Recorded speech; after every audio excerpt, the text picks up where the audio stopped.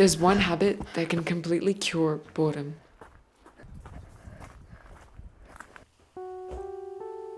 I came to realize this the other week when I felt a bit bored, which is quite unusual for me because I've not felt that way in ages.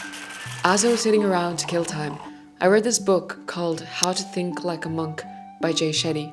In the book, he talks about how romantic relationships, yes, I'll get to the point, wait, how romantic relos die out after a few months. The spark is gone, and the couple starts to reminisce about the start of their relationship, the places they went, the magic they felt. And in order to reignite that spark, they may go to the places they initially went, or do the things they used to do, or say jokes that they used to say at the start. But no matter what they do, it doesn't bring back that spark. The reason for this is that at the start of every single relationship, everything you do is completely brand new. But as time goes on, you start going to the same cafe, you get used to their jokes, and it becomes a very normal part, which takes away the excitement. In the book, Jay Shetty talks about how couples try to reignite the spark by doing old things, but he says that's the wrong battle to fight. Instead, the only way to bring that spark back or just keep a relationship alive is to find the sense of new. It could be anything. The couple might try different coffees at the same cafe they've been going to, or they may go wild and go travel the whole world together. Whatever it is, it's a constant change, the act of doing different things and the sense of new that'll keep it alive. Anyways, as I was saying, I was feeling a little bit bored, right? So all of a sudden I was like, you know what? What if I made Japanese katsu chicken curry today? And mind you, I don't even like cooking. But you know what? I learned how to make food. I learned new things I never knew before.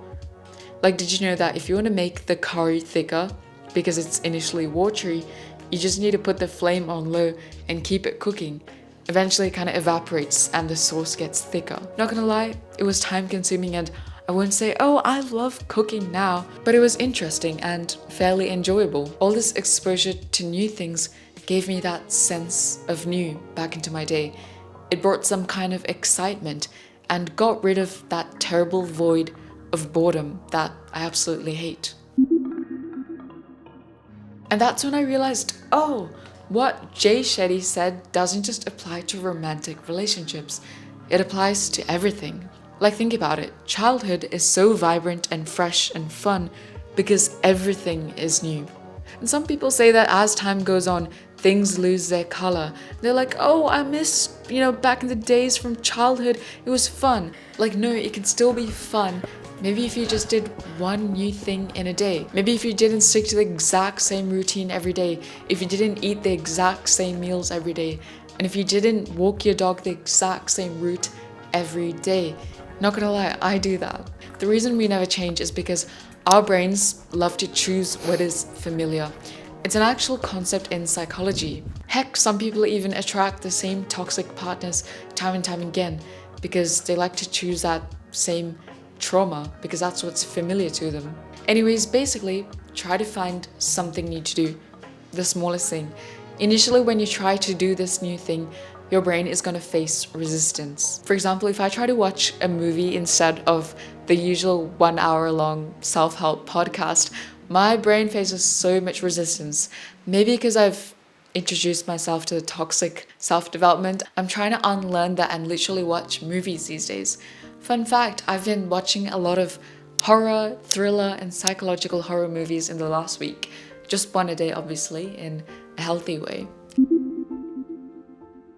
I'm not gonna lie, I know that on this channel, I talk a lot about routine. I love routine because it's grounding, but I also believe that while you have a routine, in between you need to add like a little bit of magic spice to spice up your days. Because what else is life for?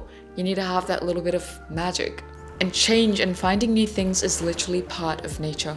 From the perspective of evolution and natural selection, it was important to seek change because it drives learning, exploration, and ultimately survival.